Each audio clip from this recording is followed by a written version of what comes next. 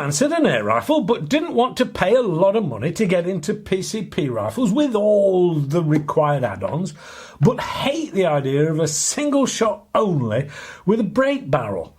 Well, I think BSA Gamo may well have just what you're looking for. The Varmint Swarm.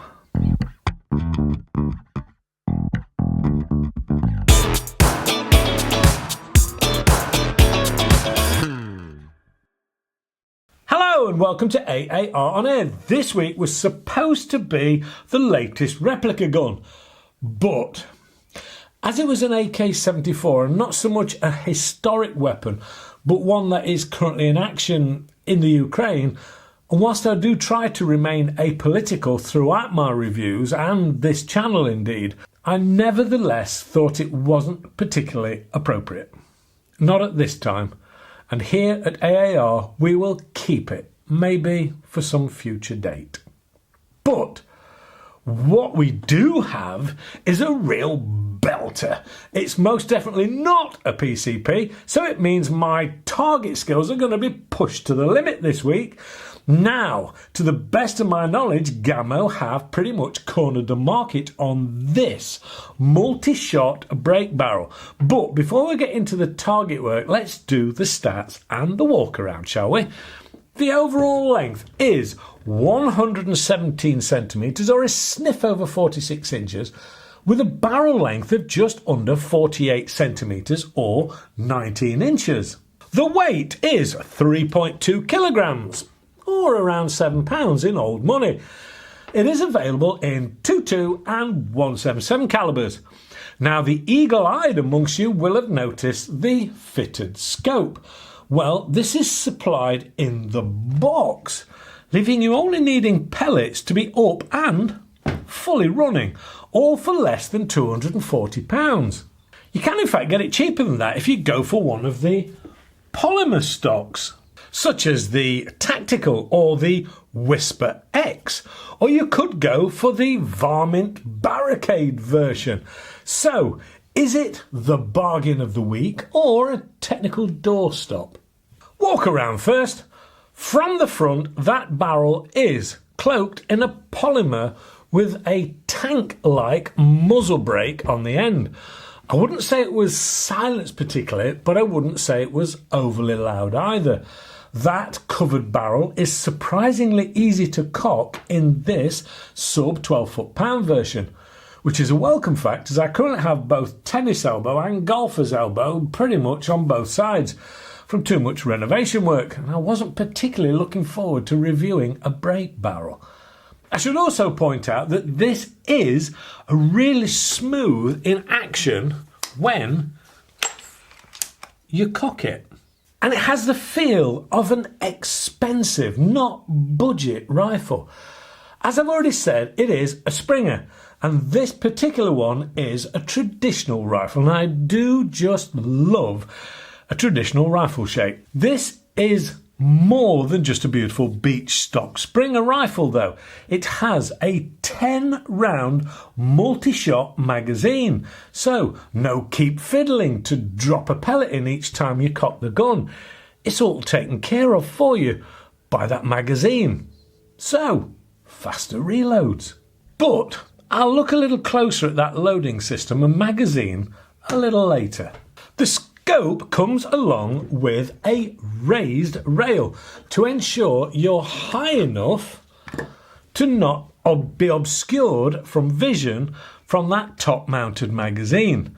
That rail is a beautifully finished item and the gun comes with it fitted, so simply drop the supplied 3-9x40 scope onto the dovetail rail, which incidentally has a rather nice one-piece mount, making the whole fitting process easier than ever and leaves no chance of creep once you're locked into place. Find your preferred position and then simply zero in.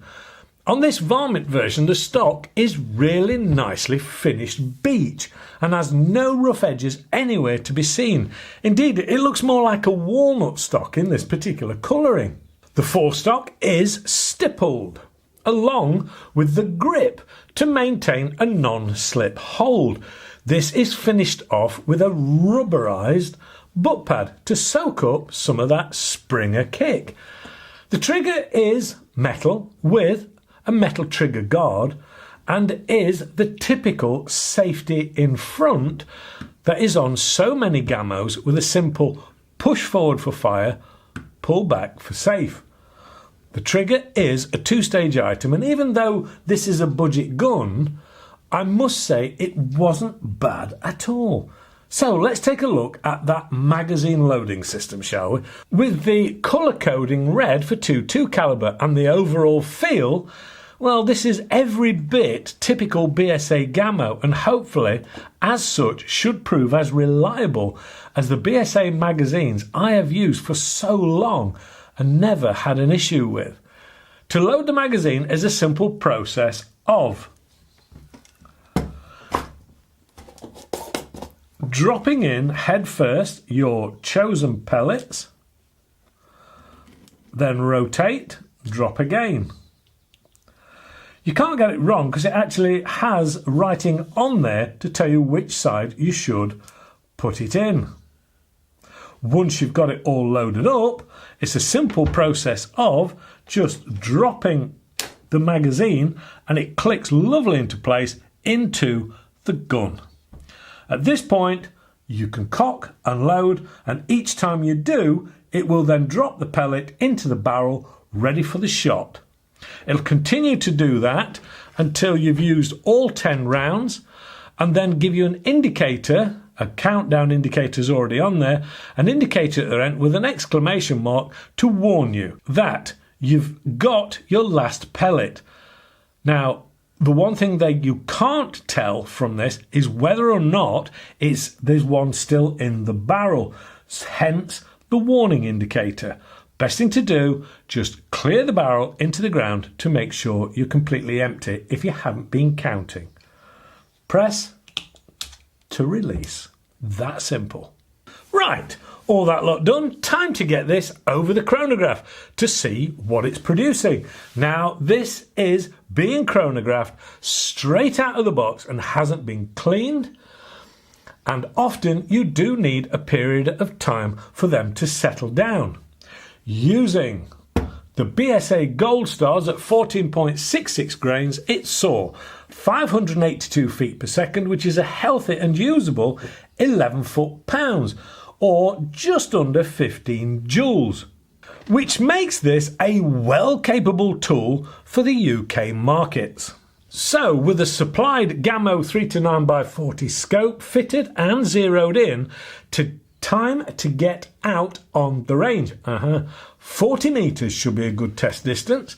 Now, I'm not the best Springer shooter in the world, so this is probably more of a test of my skills than the Varmint Swarm. But here goes. Varmint Swarm. It's a nice package actually, really are. They come in all different stocks and designs and shapes, but the principle behind it is this 10 round magazine on a Springer. Slot it in the top, and every time you break that barrel, it loads the next one in. Saves you trying to fiddle with them out of a tin and do it if you're out and about. You can just get 10 shots off. Really good idea. I think BSA are leading the market on that one. Point is as well, this is where I fess up. I try really hard, excuse me, to get the best grouping I can. I don't do it 78 times. It's usually the first or second time, and I film them both and I use probably the better one of the two. Often I just go straight at it once I've zeroed it and film it. Now, me and Springers are not familiar with each other, so I'm not the best person for a Springer. Not only that, I was a little bit nervous of doing this and getting some decent results, because I don't like to make anything look bad, especially if it's me who is the one at fault.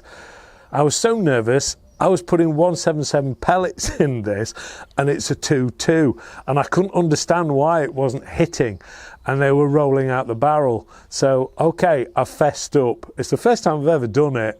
I won't do it again, but put some 2-2s in it, zeroed it in, let's have a go, shall we?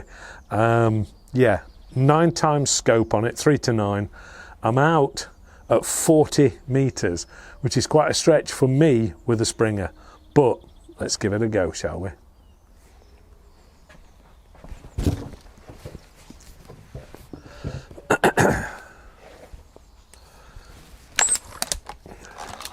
Simple as that.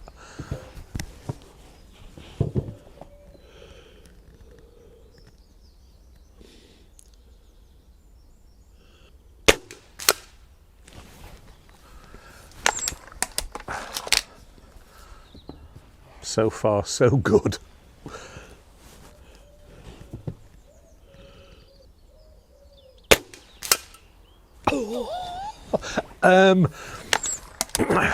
Perhaps I shouldn't have made excuses. I will need them though.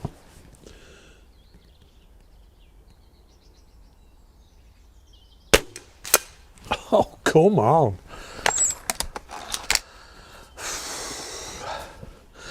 This is genuine shock. Me and Springers, no.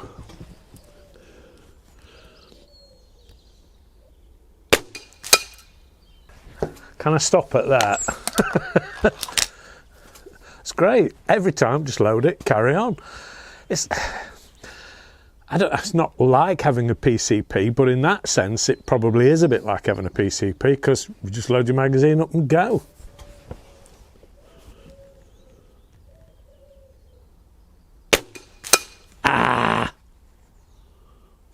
Slightly off.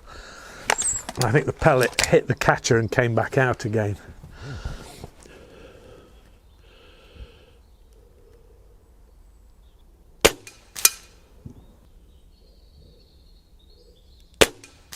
Oh, yes.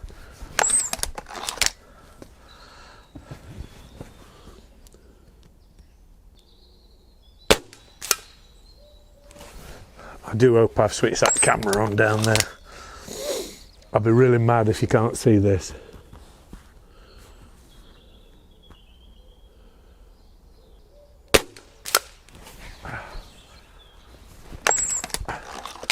I think this is the last shot.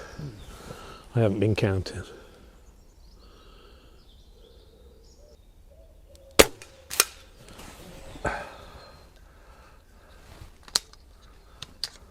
Yeah, that's it. I do hope I've left that camera rolling. Come on, that's not too shabby. Surely that is not too shabby. For a non-Springer shooter, out at 40 metres, it's a calm day. It is a very calm day. But that is really quite a capable gun. And for what you're getting, scope, the mounts, the automatic system, beautiful stock, to be honest. Yeah, all right, it's a little on the loud side. It's not overly loud, but it is a little on the loud side. Not a lot of money and a lot of gun.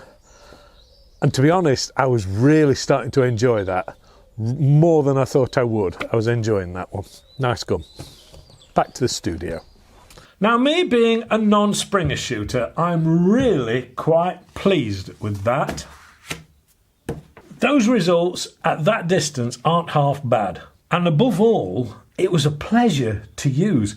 I'm also used to a quieter gun. Not that this is overly loud, but I've often seen a lot of Springers dressed up with some serious sound-reducing kit bolted on.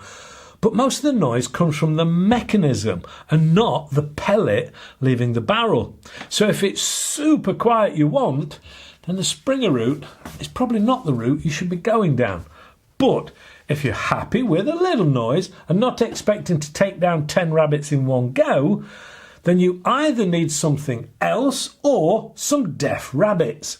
Seriously, this is well capable of a spot of pest control and undoubtedly some target work or plinking fun. It is cheap enough not to break the bank or cause a divorce, capable enough to keep you interested and maybe get the other half or the kids out into the fresh air and away from the mind-melting games consoles in the corner of their bedrooms. The weight and balance is spot on, and it is a quality item, which at such a budget price seems to defy logic really. Now, as I've already stated, I'm not a Springer shooter really, but this is different from most Springers with that loading system and has been great fun to use. Hopefully you've enjoyed it too. If so, please give us the old thumbs up, subscribe, share, click the old alarm bell to be notified when the next video comes out. I do believe some people use this system as their 7 AM alarm clock on Friday mornings. Don't forget, there are all these forums and websites to carry on the fun. And, of course, there is the AAR website to be able to get hold of some of the merch. A big thank you, as always, to BSA and Vector Air for supplying this week's Varmint Swarm for me to review. And finally, and most importantly, a big thank you to you guys, as always, for watching. Well, that's it from me. I'm off to give this beauty another go. Stay safe and shoot safe, and hopefully I'll see you next week. Bye for now.